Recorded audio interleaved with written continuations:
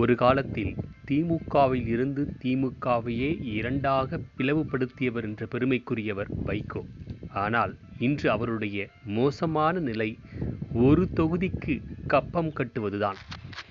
2026 சட்டமன்ற தேர்தல் தமிழ்நாட்டில் நடைபெற இருக்கிறது. இந்த தேர்தலில் வைகோ தலைமையிலான மதிமுக, திமுக கூட்டணியில் 4 தொகுதிகள் ஒதுக்கியதாக சொல்லப்படுகிறது. இதில் கால கொடுமை என்னவென்றால் 4 தொகுதிகளில் 3 தொகுதி திமுகவினுடைய சின்னம் சூரியன் சின்னத்திலும், ஒரே ஒரு தொகுதியில் மட்டும் தேர்தல் ஆணையம் ஒதுக்குகின்ற சுயேட்சை சின்னத்தில் போட்டியிடப்படும். அதுவும் அதில் வைகோ போட்டியிடுவார். உண்மையாகவே 3 சின்னம் திமுகவிற்கும் 1 சின்னம் மட்டுமே மதிமுகவிற்கு ஒதுக்கப்பட்டிருக்கிறது. வைகோ சூரியன் சின்னத்தில் போட்டியிட மாட்டாராம். மற்ற வைகோவில் மதிமுகவில் இருக்கின்ற மான மரியாதை இல்லாதவர்கள் திமுக சின்னத்தில் போட்டியிட வேண்டுமாம். இவர் மட்டும் தன்மானத்தோடு சூரியன் சின்னத்தில் போட்டியிடாமல் தேர்தல் ஆணையம் ஒதுக்குகின்ற சுயேட்சை சின்னத்தில் போட்டியிடுவாராம். இது என்ன ஒரு மிக சிறந்த பகுத்தறிவாதியா? இதெல்லாம் கால கொடுமை. இது இன்னும் தெளிவாக சிந்தித்தால் 2026 சட்டமன்ற பொதுத் தேர்தலில் அதிமுக, திமுக என்ற 2 கட்சிகளுக்கும் பெரும்பான்மை கிடைக்காது. இதனால் கூட்டணி ஆட்சிதான் அமையும் என்று பல்வேறு அரசியல் விமர்சகர்கள் கூறுகிறார்கள்.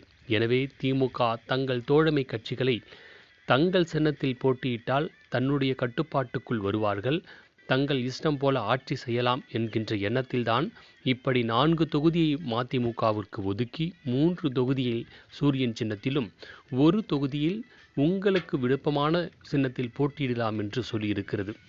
வைகோ அவர்கள் தான் அடுத்த முதலமைச்சர் என்றெல்லாம் 90களின் காலகட்டத்தில் பேசப்பட்டது. தமிழ்நாட்டில் இருக்கின்ற 234 தொகுதிகளிலும் பரவலான வாக்கு வங்கி கொண்ட கட்சியாக பார்க்கப்பட்டது மதிமுக. இன்று வெறும் ஒத்த தொகுதிக்காக சிங்கியடிக்கும் கட்சியாக மாறிவிட்டது.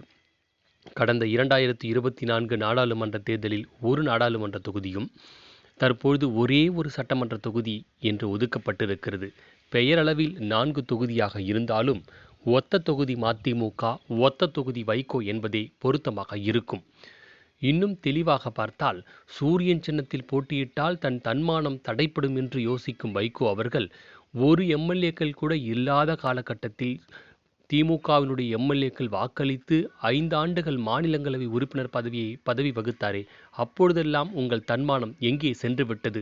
பகுத்தறிவுவாதி, பெரியாரிசம், அண்ணாயிசம் பேசுகின்ற சுயநலவாதி வைகோ அவர்களே, 4 தொகுதிக்காக பேரம் பேசப்பட்ட நீங்கள் ஒரே ஒரு தொகுதியை உங்களுக்காக சுயேட்சை சின்னத்தில் போட்டியிடும் நீங்கள் அரசியலில் எதை சாதிக்கப் போகிறீர்கள்?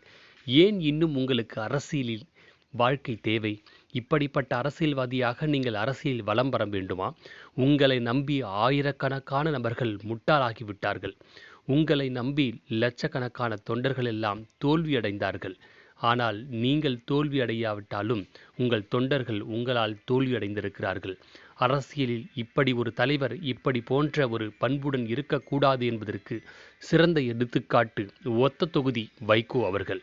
உங்களுக்கு இன்னும் அரசியல் ஆசையும் பதவி ஆசையும் இருக்கிறதென்றால் தொண்டர்களும் உங்களுக்கு வாக்களிப்பவர்களும் எவ்வளவு பெரிய முட்டாளாக இருப்பார்கள் என்பதை சிந்தித்து பாருங்கள்.